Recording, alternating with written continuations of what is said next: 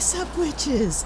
It's me, Luna, and I'm feeling pretty good today because my back is back in where it belongs for the first time in nearly 2 weeks or more than 2 weeks. I don't know. Time has sort of become irrelevant, and I put it out drying my hair.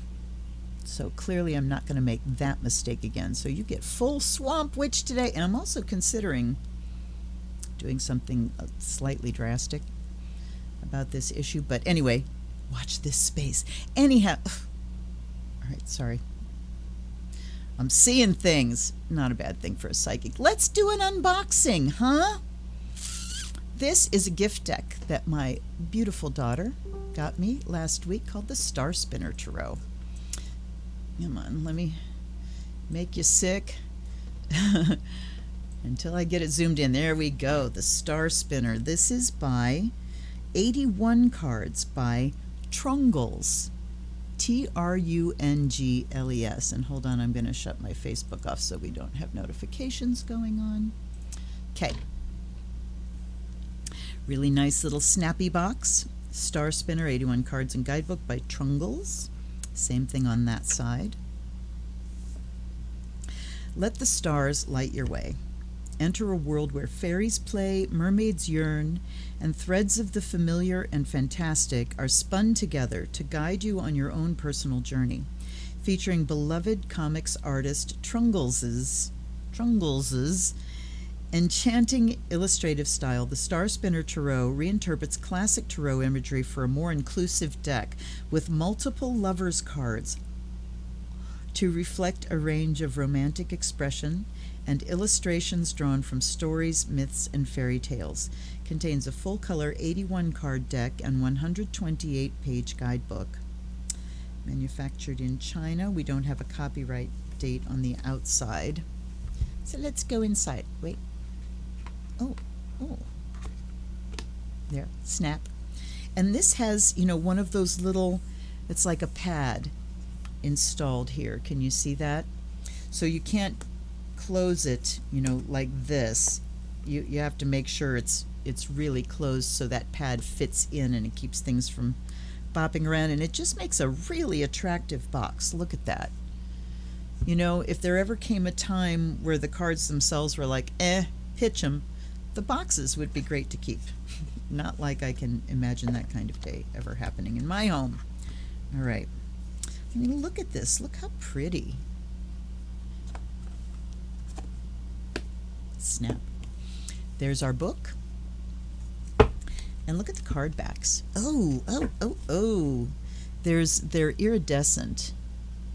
Slightly. Just a slight, like, pearly sheen to them. And they are reversible. Oh, it's been a while since I've gone rounds with this camera. Here we go. You did it. Now come on.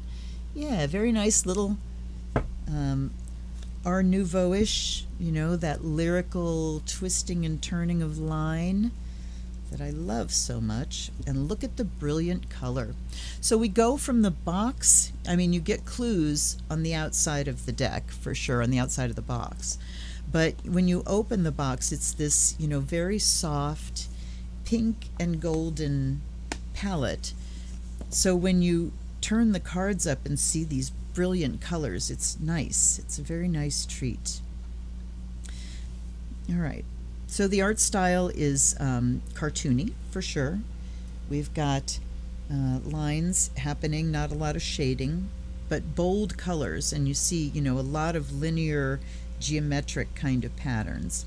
So the Fool is in a jester's outfit, and he may be jumping off a cliff here. We certainly don't see the background is abstract, but we see him with his knees up, smelling the rose, his little bag. So we have a reference to, but not a duplication of, the standard Waite-Smith. And here's the Magician. Now there's the wand and the chalice and the blade, and the pentacle is on top of the wand. Interesting.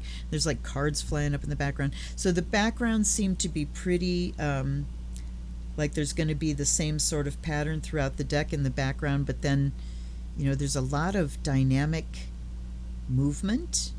I mean, he looks like, look at his finger coming down into that cup and the wand up. It definitely has some movement going on there. Look at the change in color. From the Magician, very masculine, to the feminine, the muted colors and blues, and we have a white and then a yellow pillar. Don't see any of the standard. I mean, she has wings and there's the triple moon, but there's no, she doesn't have a scroll. The pillars are like the only standard thing for the high priestess there. Here's the empress, and we have diversity. Woohoo! Look at the empress. Isn't she beautiful, with a giant ear of wheat and wheat ears all around her. And the emperor. Look at, he's glorious. It's an eagle. So again, not a lot of detail, but certainly, I mean, if you are familiar with tarot, you're going to know what you're looking at.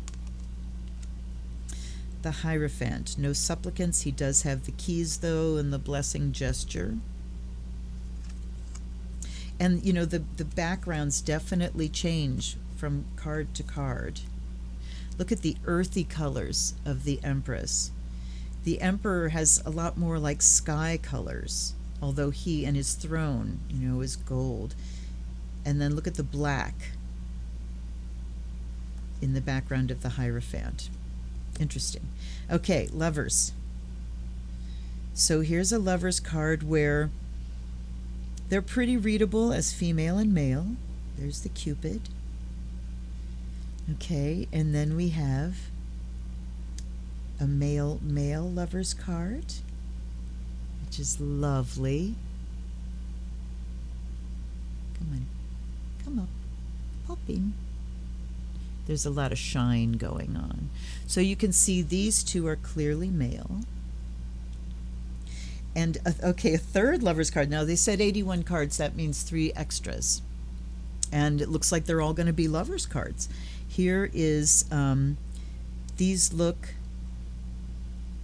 she's female, certainly male or flat-chested female. So this one, and then we have female.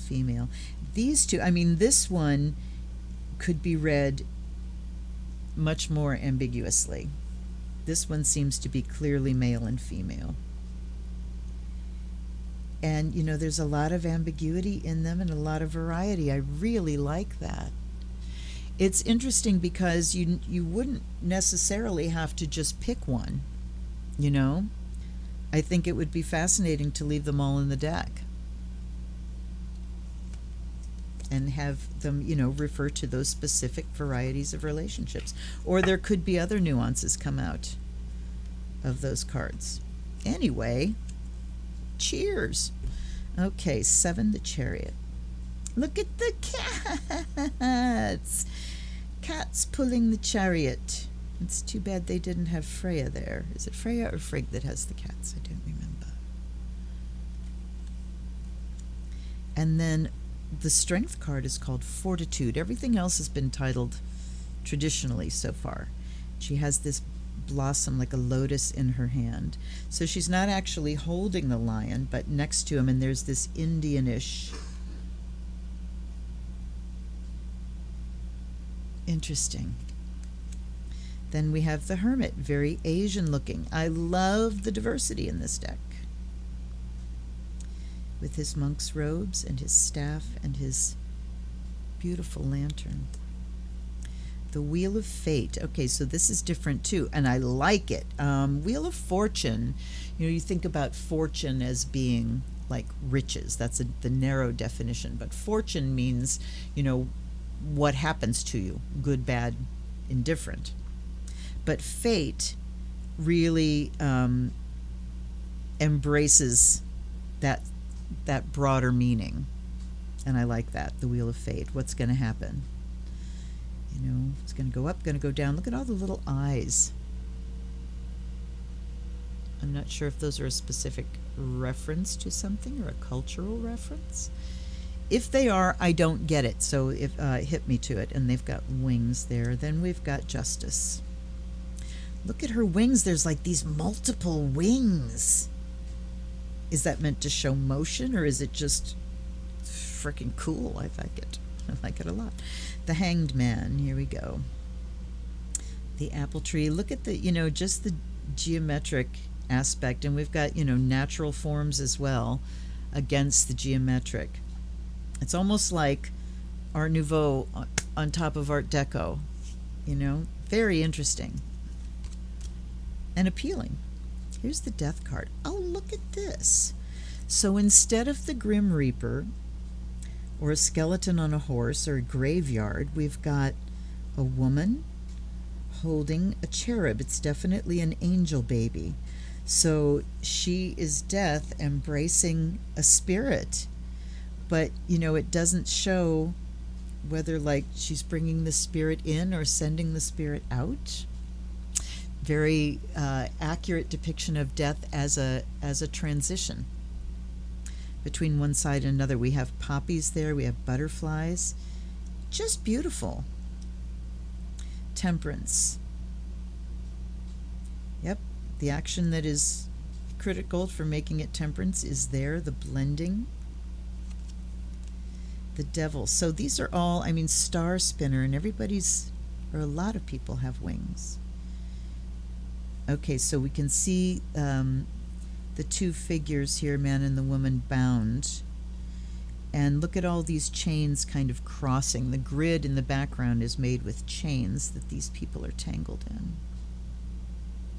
All right. So that, to me, really brings in this idea of what you won't let go of. What is binding you? A very much broader interpretation of the Devil as just what binds you, what keeps you bound. And here's the Tower. We don't actually have people falling from the tower, but you see things falling. You see the crown coming off the top. The Star. Again, this beautiful, soft mauve and yellow.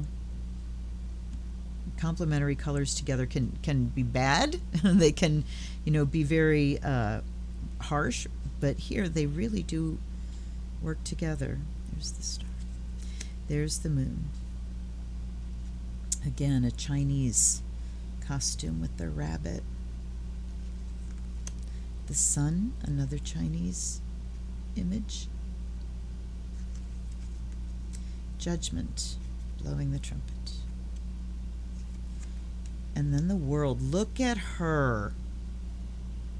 Look at this luscious, juicy woman. And we have like a blue-faced angel. There's an angel with a sword. There's just a feminine-ish looking face. There's these two Asian, maybe the moon and the sun images. Kind of. Because she's got those flowers in her hair. Yeah, I think that's supposed to be like the sun and the moon. I like that. Wands. All right. So this suit seems to have, and we'll see when we go on here, but okay, so the wands are in this yellow. There's the ace and the 2. And we have a fairy floating with 2 wands looking over a castle. Not quite a pip card, but are they pip cards? She's looking out over things. He's looking out over like mountains and a big landscape, but also a little fairy or elf. So not and then we have the 4. So there's an indication of 2 people cooperating in some way. The 5. Only 1 person, but we have all the wands crossed. So again, there are allusions to the standard Waite Smith, but not copies of the 7. All right, so we have her, kind of, you can see standing her ground with the other ones, but nothing coming at her. There is the tower in the background. All right, that's interesting. And this has a castle in the background as well, the 4. Huh. And then we've got, oh, wait, whoa. That's the 5. Yeah. How did I get off there? 5. The 6 is the victory card. That's why it looks like that. So the tower kind of represents victory, and that sort of reminds me of the Lenormands.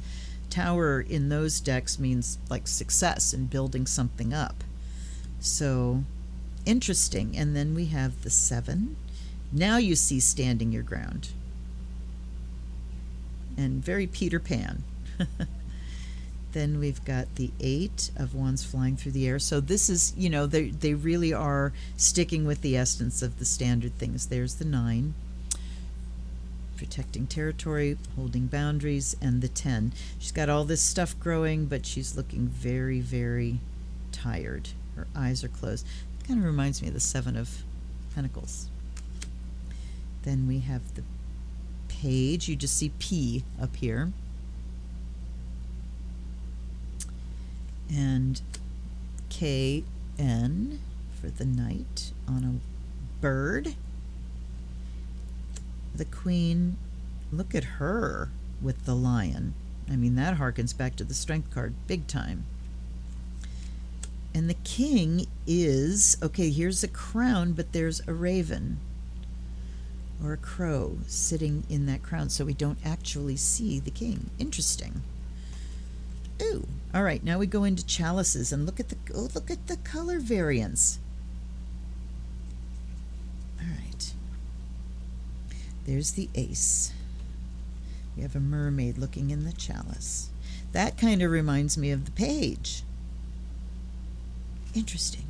2, okay, relationship card. We have 2 mer people. We cannot tell male, female. We just have 2 people. I like it. The 3 people party. And now we have a great change in color. I mean, so interesting that the wands stayed this very consistent palette until we got to the Queen. That was like the first introduction of other colors. But the chalices are kind of doing a night and day sort of switch, and this is clearly nighttime. There's a mermaid ruminating, feeling lonely. Oh, so there are 5 mer people in the waves. They're bald, and there's a bird. Wow. I mean, it's just very interesting depiction. I don't see any, there aren't like cups anywhere, spilled cups, but there's these 5 beings that are like, one of them's got a dagger coming to get you. Is this someone who used to be a mermaid? Okay, I have to look. Sorry. I gotta. 5. We don't get a description, at least in the minors, and we don't get a description in the majors either of the images. But what this one says is, you have gone to great lengths to pursue that which you love, and too many things have gone wrong. That could be like former mermaid, and they sold their hair to come get her. Isn't that part of the, I think that is part of the Little Mermaid, is her sisters like sell their hair to get her back or something. The 5 of Chalices indicates that your passions have yielded sharp disappointment and regret. A once beloved thing has soured. Do you cut and run, or do you strengthen your resolve to carry on? Interesting. Cool meaning, too. Chalices. And you know what? Let me look at the beginning of the suit. Sorry to be jumping around like this. We don't even get... Because now I'm thinking, is there like a particular fairy tale that goes with each of the suits? The major and minor. Okay, Chalices is primarily concerned with emotions and friendships. The deck's chalices roughly follow the journey of Hans Christian Andersen's Little Mermaid. Aha! Themes of longing, desire, sacrifice, and fulfillment are at the heart of the deck. Okay.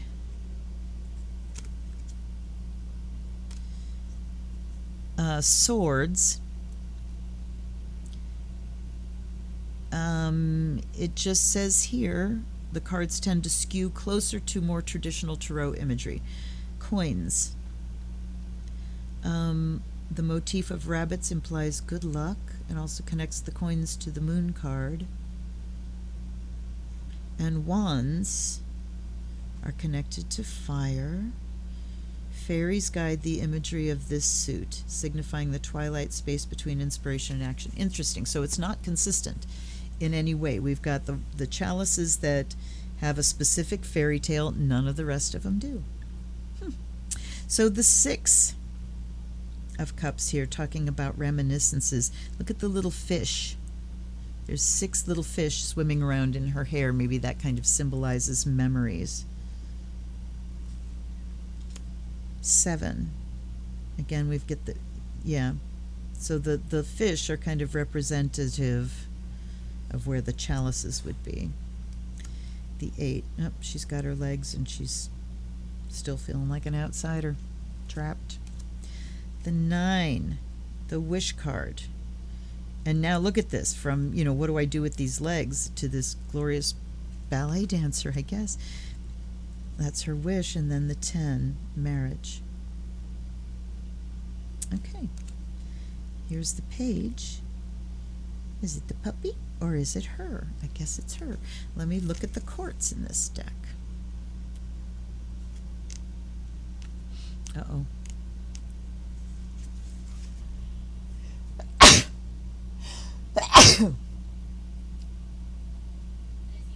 Pollen is so bad. Okay. Page.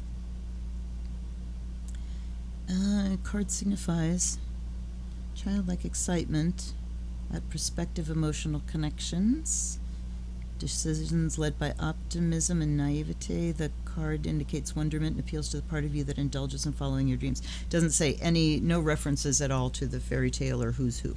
Okay, there's the Knight.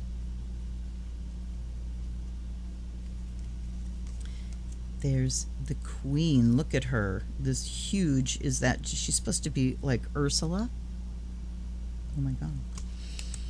And then the King, again, is not a person, but is a dragon. All right, let's look at the kings. King of Wands. It doesn't... See, again, this kind of bugs me. I mean, it's artistic license. The King is intentional, emotional maturity, level-headedness, blah, blah, blah. Not a single reference to the dragon, to the fact that he's a dragon. And I looked up the Wands one too, and there was no reference to the fact that he's a crow or a raven. So, decisions that seem to kind of veer off course because we have people representing the page, the Knight, and the Queen, and then we veer off course with the kings and there's no explanation. Okay, swords. Change palettes again.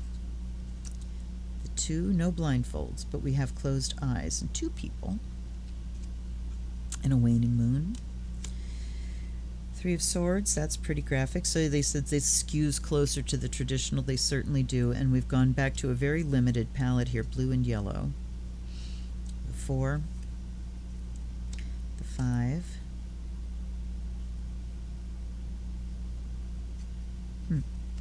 The 6. Usually, well, going across, there's the boat. 7. That looks definitely thieving. This looks like, reclaiming after the battle. 8, we do have a blindfold there.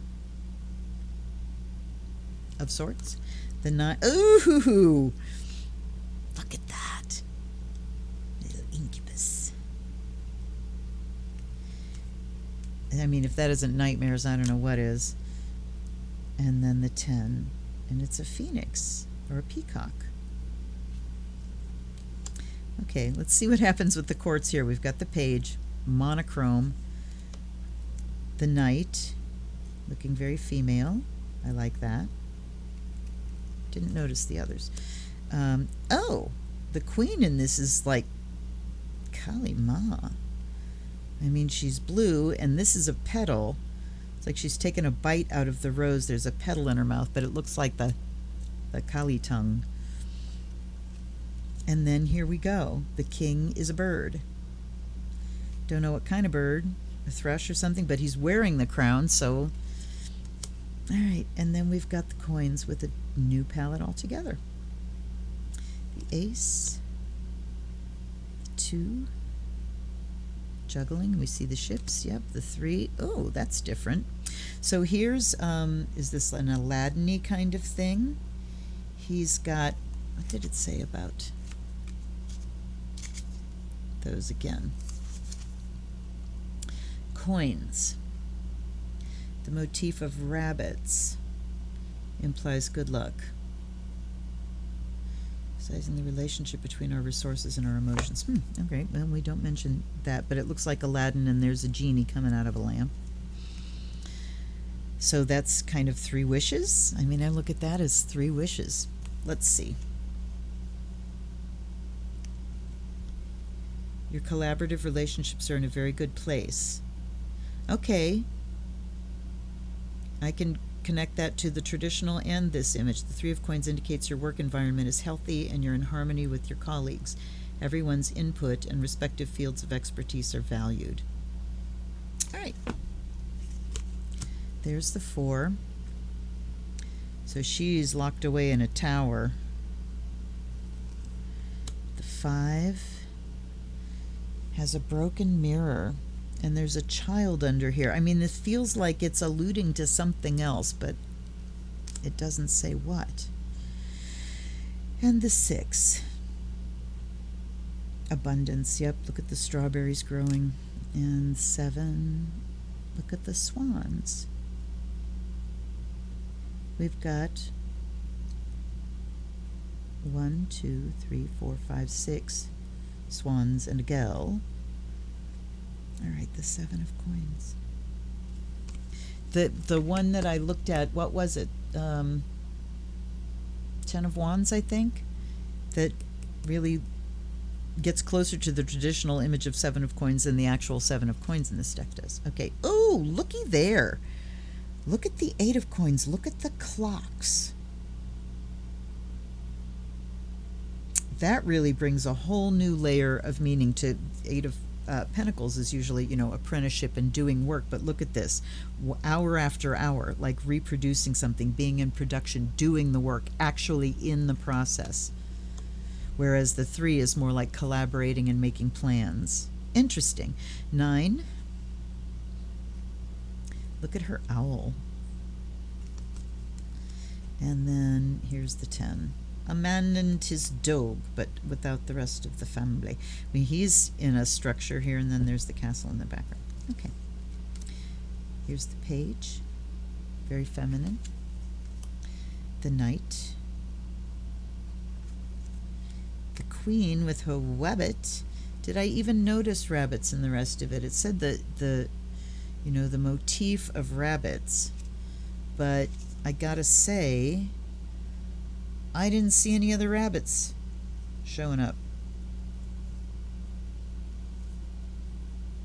And there aren't any. All right. Queen with the rabbit, and there's the rabbit. Okay, very interesting choices and some that are kind of inconsistent, but we'll find out how it reads. Again, when I'm doing unboxings, I'm critiquing things, but they come with a blanket, just massive wad of respect for any artist, author that takes the time to grab onto their inspiration and manifest it. So, alrighty. Let's look at the book. While my charcoal is fuming there, by Trungles. 2020 is the copyright. And we have an introduction, the major and minor, instructions for your reading spreads, and then the cards. And we have about the artist. Let's look at about the artist. Oh, pretty little stars in the back. Trung. So it's Trung, and then LE, and then I think I'm pronouncing it right. Nguyen, Nguyen.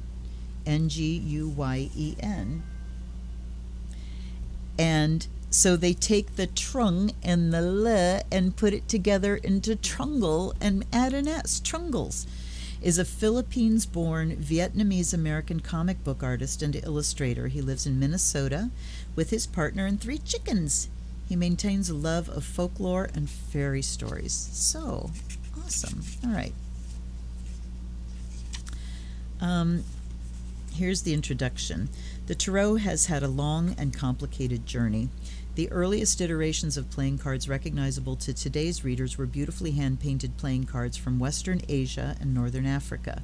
First created for use in card games, then popularized as a means of divination around the turn of the 20th century, the tarot has been more recently regarded as a tool for interpersonal reflection. Each deck functions as a many-faceted storybook designed to help you assess your life and circumstances in new ways. The deck is roughly divided into 5 segments. The major arcana speaks to big life themes, while each of the 4 suits in the minor arcana corresponds to distinct regions of your life. The chalices center the heart, the swords center the mind, the coins refer to material resources, and the wands refer to creative resources. We have, such modern language coming in now. The just the concept of centering, putting something, focusing on. We used to say, it focuses on or is based on or something, but centering, I like that word. Western interest in the occult and a generous dose of Orientalism greatly informed much of the iconography of the most recognizable tarot decks.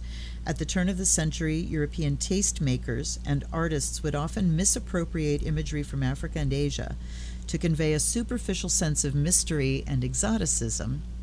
And even the classic Rider-Waite-Smith deck is no exception. The star spinner is meant to evoke iconography that is less deeply rooted in that esoteric visual language and challenge the imperialist trappings of that time. Wow! The images draw from children's stories, myths, and fairy tales that might already be familiar to the reader. You will find mermaids with hearts abundant as the ocean, fairies playing between dreaming and waking. You might find the fruit of knowledge hinting at a transition between naivety and knowing, and you'll discover old goddesses of the moon and the sun in a new light. Foregoing the promise of cosmic insight, the Star Spinner Tarot trusts that you know your own life best. Oh my goodness. It is a medium by which you can illuminate the threads that connect seemingly disparate pieces of your day-to-day experience. Each reading is a gentle reminder to carefully examine those connections and figure out how to make the most of your discoveries. It is created to be a gentle guide, like softly twinkling stars over a particularly long stretch of night. Okay, well, here we go. Allies and ancestors, guides and guardians, I thank you for your presence here today. I thank you for being with me and helping me filter out my own mental noise so that I can accurately hear the messages that connect this oracle with spirit. And I'm going to start from scratch here, and let's give it a smoke cleanse.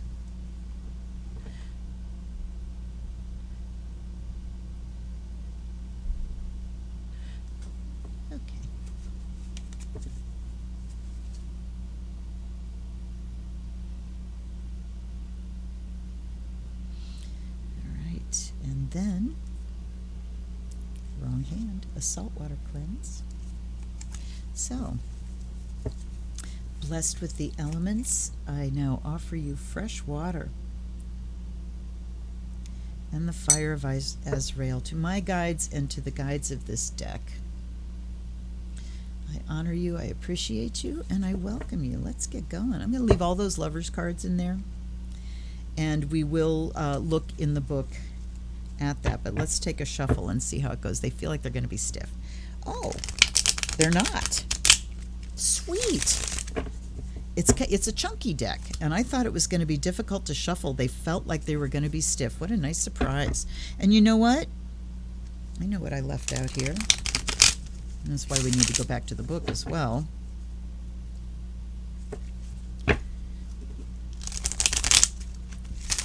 I'm going to turn part of the deck.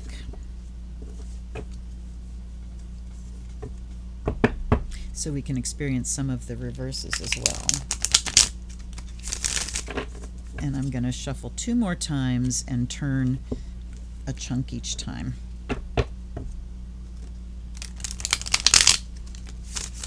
Oop. That'll start us off. I'm going to turn them again. All right, pleasant surprise that this is a very easy deck to shuffle for such a big boy. Now, and that tells you that some of these other, large decks could also be just as shuffleable as this one if the cardstock were not just over the top. All right. Major and minor. Instructions for your reading. It's common practice among tarot readers to get to know each deck they use. Recommended methods vary, but it's generally agreed that a stronger relationship with a deck makes for smoother and more precise readings.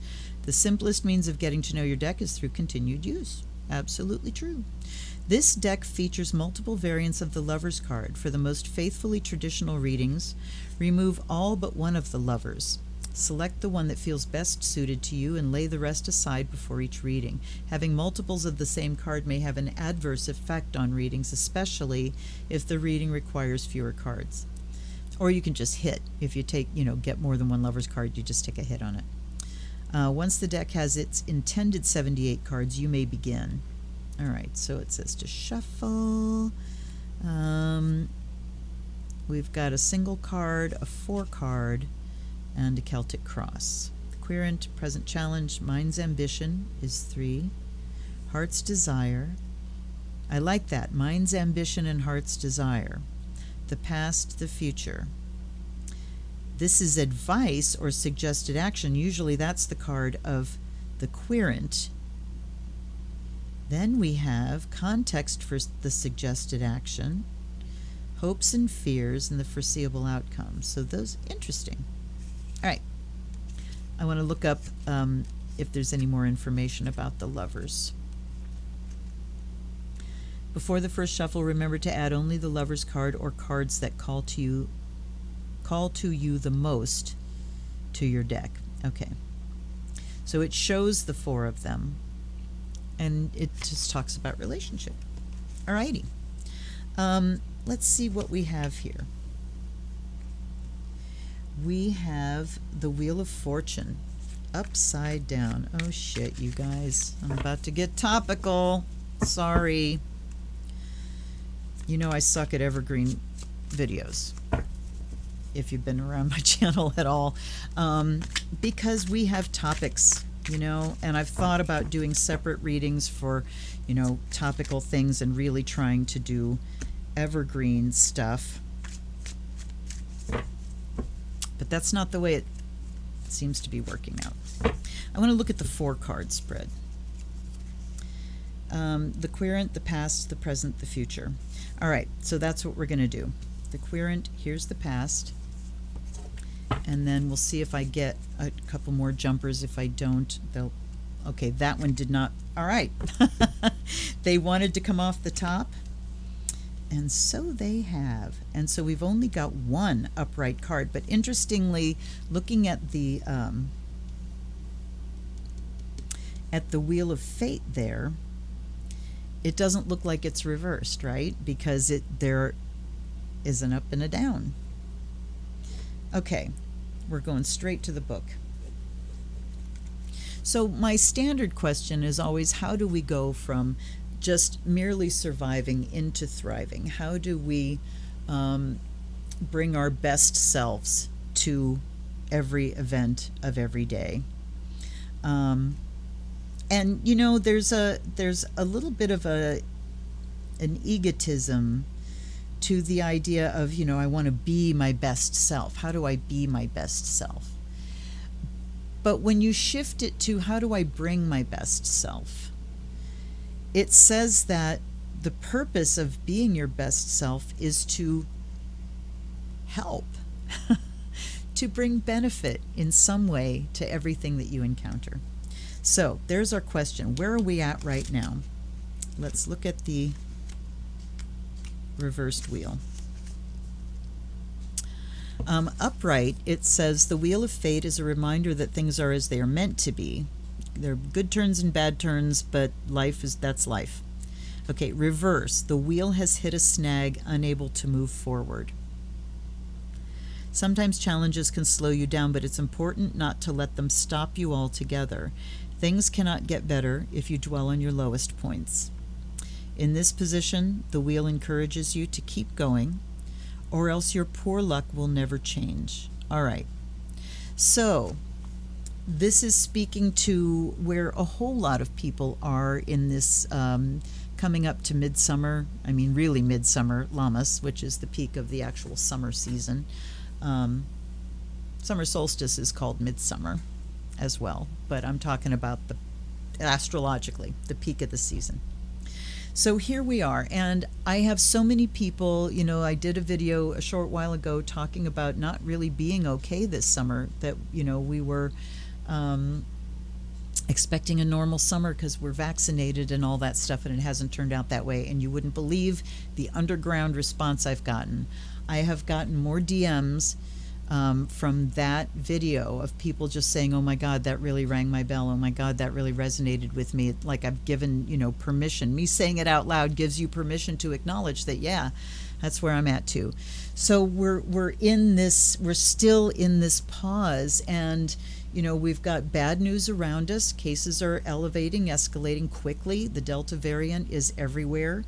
And so that's what the wheel is telling us here.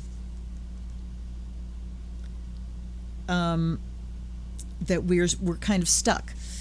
We can't really move forward because things aren't safe enough, and we don't have any mandates anywhere about masking. So, and I personally know someone that is vaccinated that had a breakthrough infection of COVID. So we know that it's not 100%. We know this, particularly because the variants are happening, and there are more variants happening now. So we feel stuck. We feel stopped. Let's go to the past. And here we have the Page of Wands reversed. And court cards, you know how much I love them. All right. Now, so they talk about personalities with the court cards. Page of Wands is an eager and enthusiastic personality full of ardent curiosity and a willingness to explore new ideas. Though you may have a sincere desire to take on new pursuits, the Page of Wands represents only the potential of expression. All right, so reversed it says, though you have earnestly, this is the past, though you have earnestly longed to pursue something new, life keeps getting in the way. In this position, the Page of Wands is an indication that your potential remains untapped. You feel that your creative impulses are left to wilt, and you've not yet acquired the knowledge or skill necessary to cultivate your passions. All right, there's a lot of levels to this. On an individual level, it talks about us individually not being able to move forward or fulfill our desires or our passions because we're in this stuck position. The wheel is kind of, standing still. But also, as the collective, that we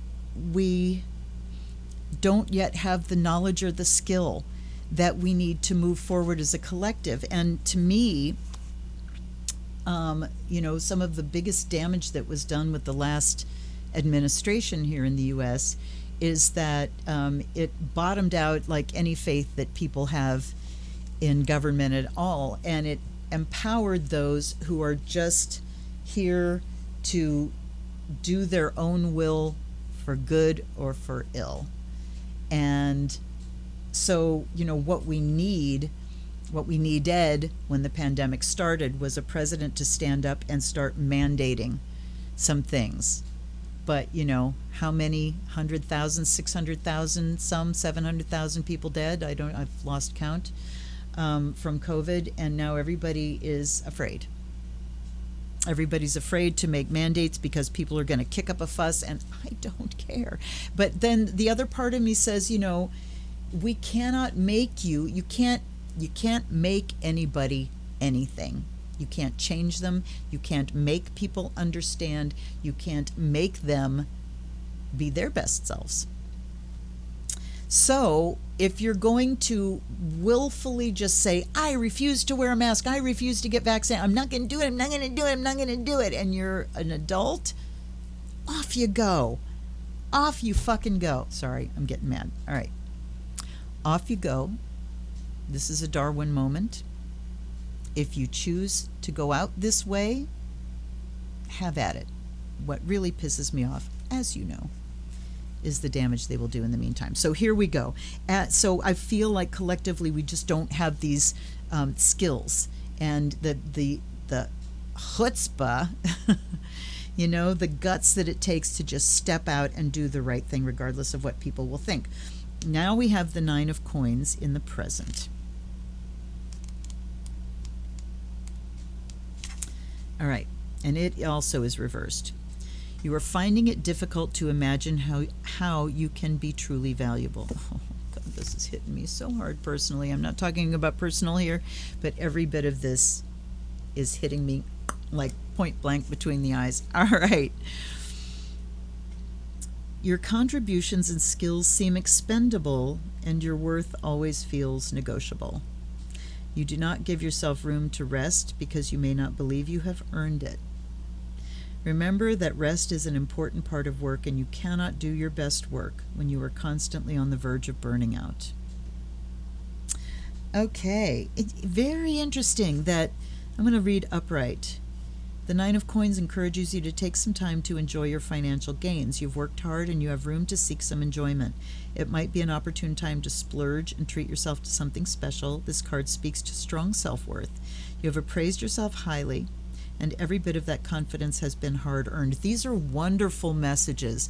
I really, really, really like the writing in this deck.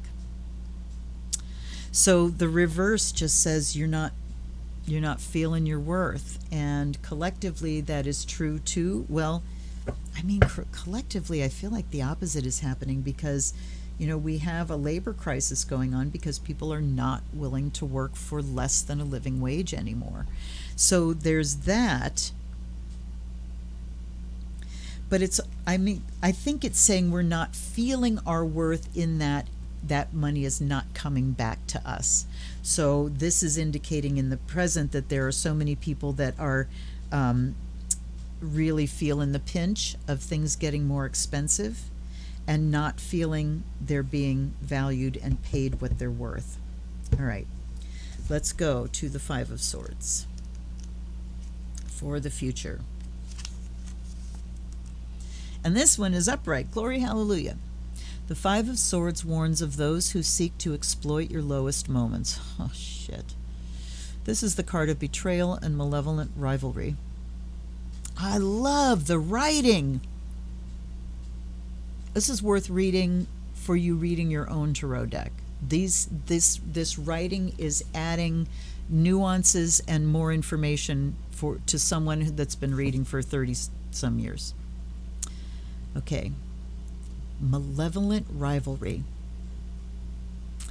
An embittered conflict brings out everyone's worst and most desperate impulses. Shit.